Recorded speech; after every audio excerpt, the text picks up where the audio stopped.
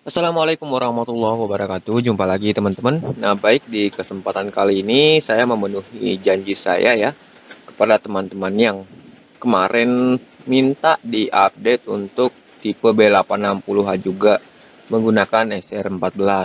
Nah, baik, maka sekarang saya sudah rilis teman-teman. Jadi silakan disimak ya. Di sini menggunakan kernel 6.1.15 yang saya racik sendiri, dan menurut saya sih sangat smooth menggunakan kernel 6 di B860H P1 P2 teman-teman. Nah, kemudian berhubung masih firmware 21, maka tentunya load balancing juga masih tetap ada di sini ya. Meskipun sebenarnya SR ini sudah serba otomatis, namun masih tetap saya ikutkan untuk teman-teman yang terbiasa melakukan setting manual. Nah, baik, kita lanjut lagi. Jadi untuk overviewnya seperti ini ya teman-teman, kernel 6, kemudian nah seperti ini, kemudian di firewall yang tentunya masih menggunakan firewall 3 atau masih menggunakan metode IP table, belum NF table atau belum firewall 4. Nah, kita lanjut di sistem log. Teman-teman bisa lihat langsung di bagian kernel menggunakan mesin model ZTE B860H. Nah, kemudian kita lanjut di bagian proses, tidak ada masalah di sini teman-teman. Dan untuk net monitor sama seperti di HG680P sudah bergabung dengan bandwidth HD di halaman net monitor ini. Jadi seperti ini ya tampilannya teman-teman. Nah, terus kita lanjut di bagian rilis RAM masih tetap diikutkan karena ini adalah wajib menurut saya teman-teman. Pada saat kita setelah setting-setting, setelah ngedit-ngedit ya, sebaiknya kita melakukan rilis RAM untuk menghapus KC yang ada di OpenWRT-nya. Nah, kemudian kita lanjut base 64 decode encode masih tetap diikutkan karena ini adalah penting dan sedikit sudah merubah beberapa di scriptnya ya. Dan yang paling mencolok di sini adalah tombol submit yang sudah berubah warna mengikuti warna tema yang kita gunakan di SR14 ini teman-teman. Dan seterusnya seperti yang saya katakan tadi, di sini load balancing diikut sertakan. Di sini hanya satu ya, berhubung saya memang menggunakan satu modem saja teman-teman, yaitu modem tethering dikenali dengan USB 0. Nah, baik, kita lanjut di bagian sistem. Di bagian sistem, jangan lupa saya ingatkan lagi untuk teman-teman, pada saat pertama menggunakan firmware ini harap disetting dulu ya untuk time zone-nya sesuaikan dengan TKP masing-masing. Sebab ini terkadang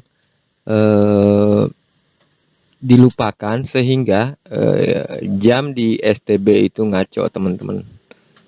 Jadi tolong diingat di bagian time zone sesuaikan dengan TKP masing-masing.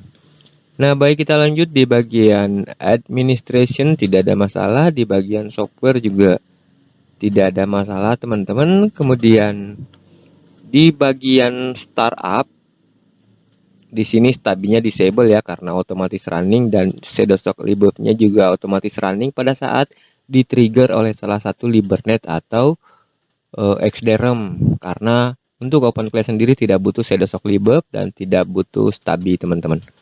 Nah, oke, kita lanjut di bagian file manager. File manajernya sudah aman, baik menghapus, mendownload file sudah tidak ada kendala lagi teman-teman, dan menggunakan versi 252. Sebenarnya sudah ada versi 253 yang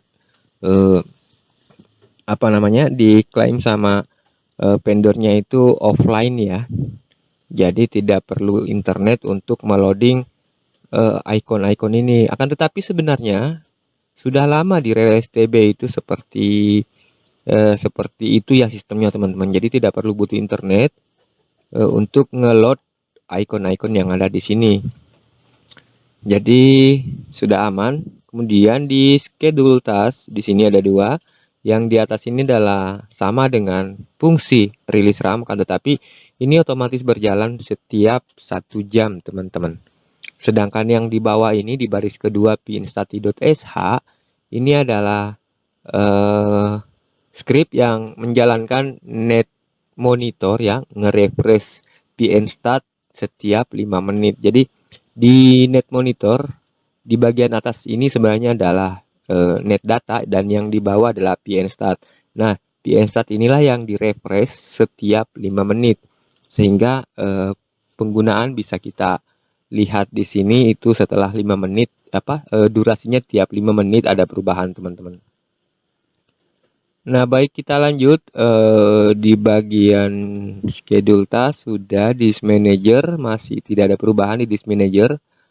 Mount point Amlogic service firmware ini sudah bisa diinstal di internal memori ya, teman-teman. Silakan. Tetapi seperti biasa di B860HP1P2 itu tentunya kita wajib mengikuti ritual yang sudah sering saya informasikan. Nah, kita lanjut.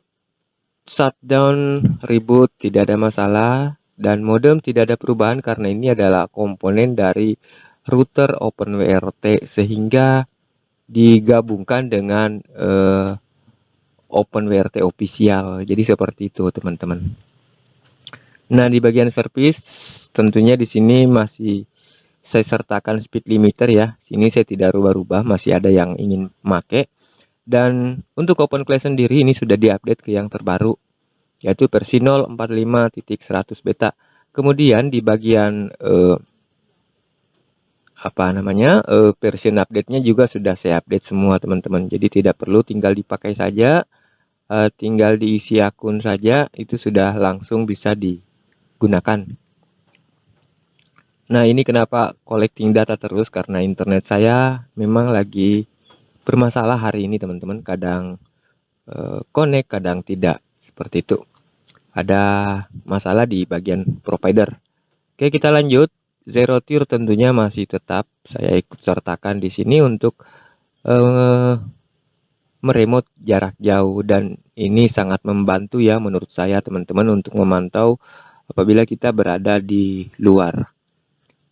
Nah, baik, terminal tidak ada problem juga di sini, aman semua, dan teman-teman bisa lihat ada perubahan space juga ya, lebih lega sedikit ketimbang SR12, teman-teman. Nah, kemarin ada yang menanyakan kenapa tiba-tiba SR14 tidak ada SR13. SR13 itu ada, cuman saya tidak publikasikan, teman-teman. Sebab ada kekeliruan dan ada kesalahan pada saat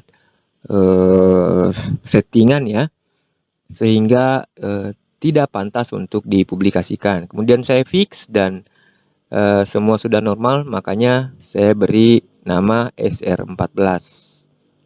Jadi seperti ini, sudah aman semua, teman-teman. Di sini juga sudah tidak ada AdGuard Home ya.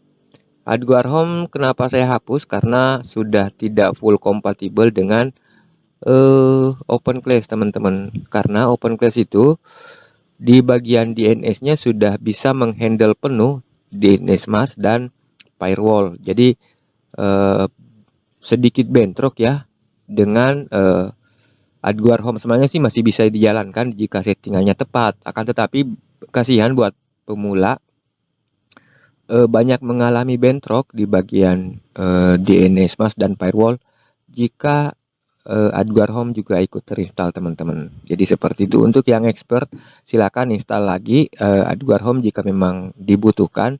Sudah ada tutorialnya di Indonesian Test Channel dan semua sudah lengkap, teman-teman. Nah, baik, saya rasa cukup sampai di sini. Mudah-mudahan bermanfaat. Terima kasih banyak. Assalamualaikum warahmatullahi wabarakatuh.